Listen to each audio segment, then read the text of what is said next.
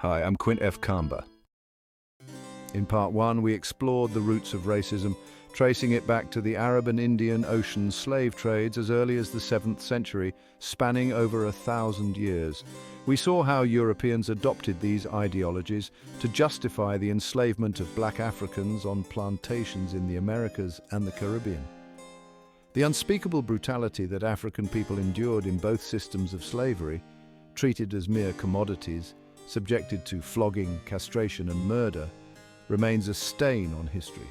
European powers, including Britain, Germany, France, Netherlands or the Dutch Empire, Denmark, Turkey, Belgium, Spain, Portugal and Italy, carved up the African continent during the scramble for Africa, further compounding the destruction of African societies and reinforcing racism as an imperial tool.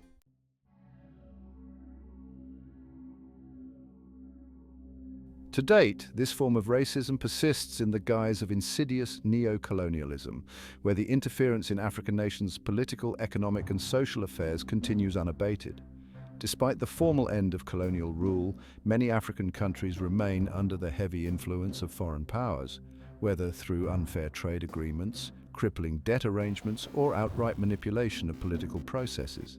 This constant meddling, orchestrated by Western nations, multinational corporations and other global powers, serves one primary purpose: the continued control and extraction of Africa's vast natural resources.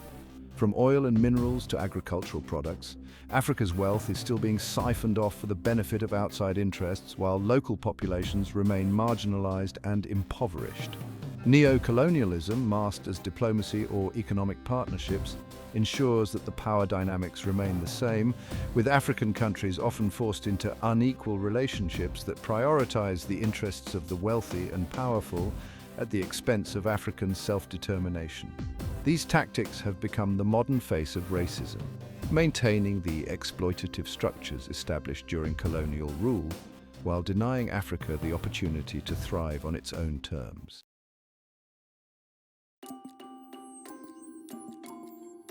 The ever-changing nature of racism.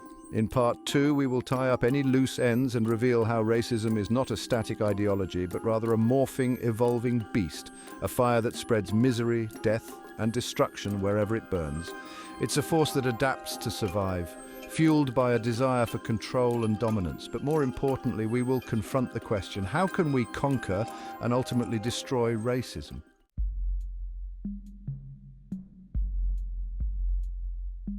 Racism as a tool of power, the politics of control.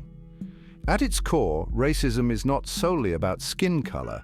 It is fundamentally about power, control, and identity. Historically, racism was constructed to create and sustain hierarchies that allowed one group to dominate resources, wealth, and influence at the expense of others. This system wasn't born out of an inherent belief in racial superiority. Rather, it was manufactured to justify exploitation for economic gain. Think back to slavery and colonialism. Europeans needed a way to rationalize their brutal subjugation of Africa, Asia, and the Americas. The concept of racial inferiority provided the ideological foundation for colonization, exploitation, and the monopolization of power. Racism became the glue that held empires together, offering moral cover for violence and oppression.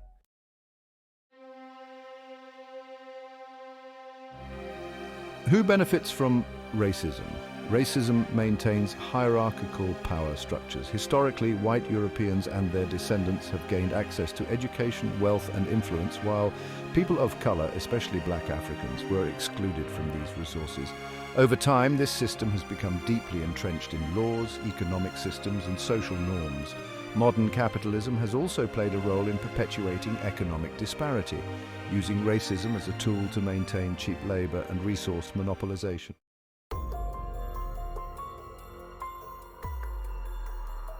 Racism as an identity crisis, fear of the other. Another element of racism is fear of the other. Humans naturally categorize and seek comfort in the familiar, but in times of uncertainty or threat, this instinct becomes a breeding ground for racism. For centuries, whiteness was constructed as the ideal, not because of inherent superiority, but because it was tied to power and success in Western societies.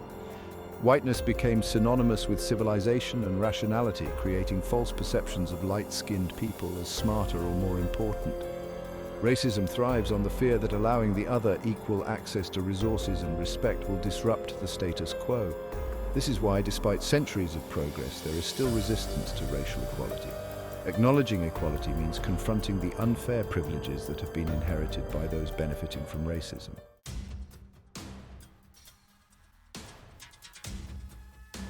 Racism is often a projection of inner insecurities and societal anxieties. In times of economic or social upheaval, groups who feel threatened often project their fears onto marginalized communities. In the colonial era, as Europe transitioned from feudalism to capitalism, this projection became a way to externalize insecurities. At least we are better than them.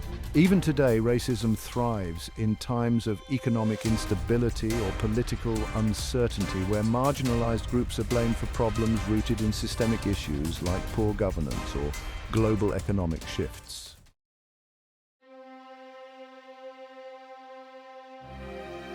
Racism isn't just about black and white. It also manifests as colorism, or discrimination based on skin tone within racial groups. Dating back to American slavery and colonial times, lighter-skinned individuals, often the result of mixing between colonizers and indigenous populations, were favored. This internal division further solidified racism's hold.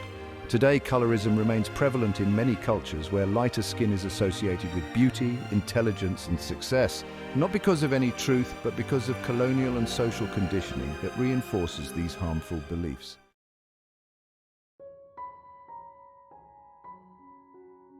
Racism is a self-reinforcing system. By keeping certain groups marginalized, the system creates evidence for its own lies. For example, black communities denied access to quality education or subjected to mass incarceration often struggle economically, feeding into stereotypes of inferiority. These falsehoods, created to justify slavery and colonialism, are passed down through generations, perpetuating a cycle of marginalization.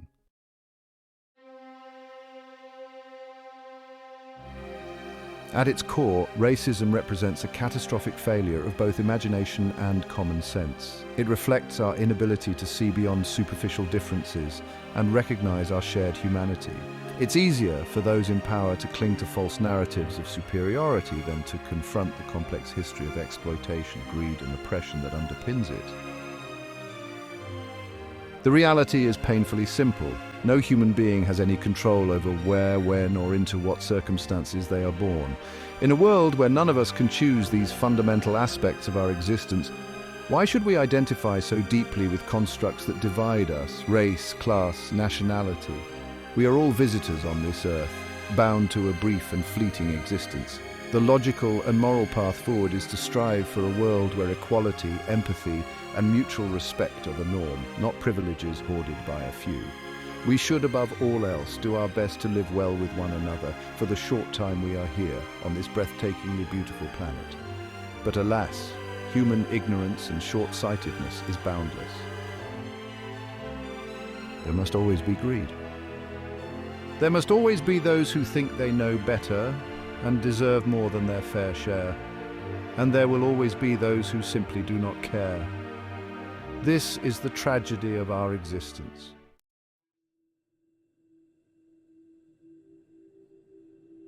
Racism is not just an outdated social concept. It is a living, breathing system deeply embedded in the political, economic, and cultural institutions of the world. It adapts to changing times, finding new forms of expression through systems of oppression, whether through colonial domination, Jim Crow laws, redlining, apartheid, or modern manifestations like mass incarceration and workplace discrimination. At its core, racism is about one thing: the institutionalization of inequality and the control of resources for the benefit of a few. Historically, black Africans were subjugated by Arabs and Europeans through Islamization and Christianity, which, instead of empowering, tapped into the spirituality of African communities to create a new form of control. These religions inoculated the African people, sending them into a deep spiritual and political slumber that lasted for centuries. To this day, these systems remain intact, and racism continues to enable not only foreign powers but also black elites to exploit and abuse black communities with impunity. Now, a new scramble for Africa is already underway, with the continent hemmed in from north, west, east and south. Global powers and corporations continue to extract Africa's resources while giving nothing in return. In the south, some white communities in South Africa are even pushing for breakaway nations, seeking to carve out territories for themselves within the very heart of Africa. The question now looms, will Africa survive this new onslaught? Will Africans, after centuries of exploitation, finally wake up and reclaim their destiny? Or will they continue to slumber, like a sleeping beauty, trapped in a cycle of oppression and exploitation? The choice is in the hands of Africans themselves. Will they awaken and rise to meet the challenges of the future? Or will they allow themselves to be swept away by the same forces that have sought to divide and conquer them for centuries?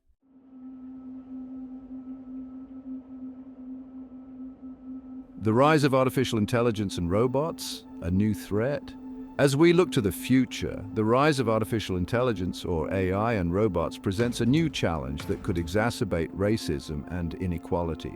If controlled by the powerful few, these technologies could concentrate wealth and power into the hands of a few, pushing marginalized communities further behind. AI could even justify new forms of exploitation, surveillance, and land grabs. Africa is particularly at risk. As the world becomes more technologically advanced, Africa could once again become the resource-rich playground for global powers.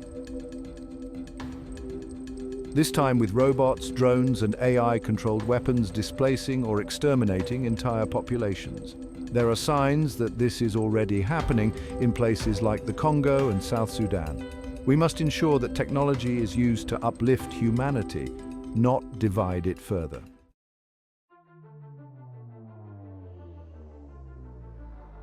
Dismantling racism, an African awakening. We have established that racism is not just a passive belief, it is both active and inert, woven into the fabric of global power structures. Racism at its core is about consolidating power and wealth, institutionalizing inequality, ensuring control of resources remains in the hands of whites and Indo-Eurasian peoples, while Africans are continually subjugated. The question is, how do we dismantle racism when it is so deeply entrenched in the world's most powerful nations? Racism is profitable. It has enriched the Arab world through centuries of slavery and fueled the Industrial Revolution through the transatlantic slave trade. Even now, neocolonialism drains Africa's resources for the benefit of Western countries and China.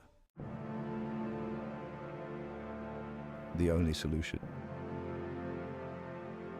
African awakening and economic independence. The only way to dismantle racism is for Africans to wake up and face the reality that nothing will be given freely.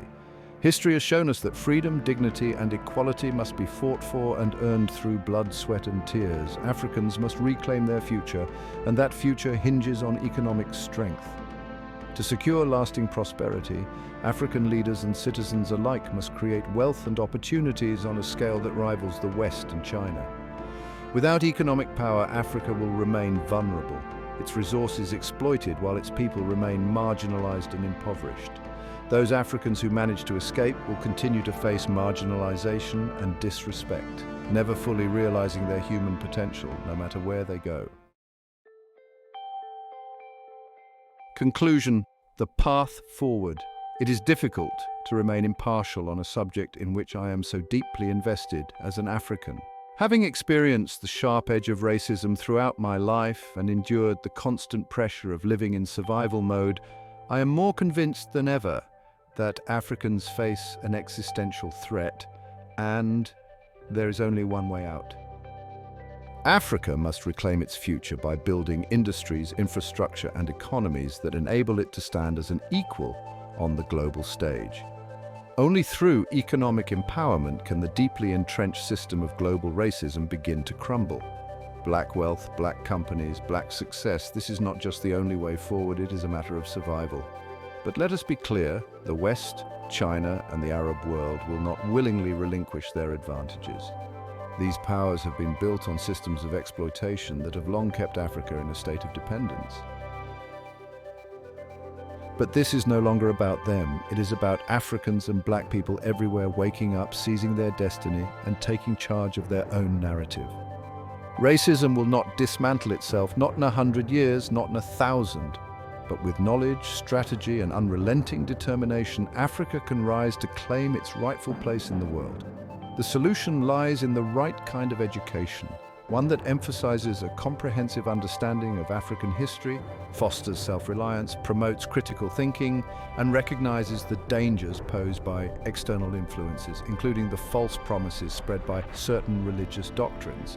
Africa must harness science and technology, developing innovations that rival those of global powers. Only by cultivating its own path, rooted in African strength and independence, can the continent protect itself from being exploited further. And to those who fear that the rise of Africa will signal their downfall, it doesn't have to be this way. There is another path, one of shared prosperity, where economic security is available to all, where resources are equitably distributed, and where opportunities are based on merit, not privilege or skin color.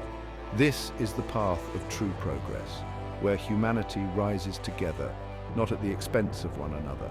But the global elite, those who have long benefited from the current world order, may not permit such a transformation to happen easily. They will fight to preserve the status quo, to hold on to their ill-gotten wealth and power at any cost, and so perhaps the world must first burn before it can be rebuilt in a more just and equitable way. Maybe, just maybe, there is something to be said for the warnings in that old book. Perhaps the fire must come before the renewal.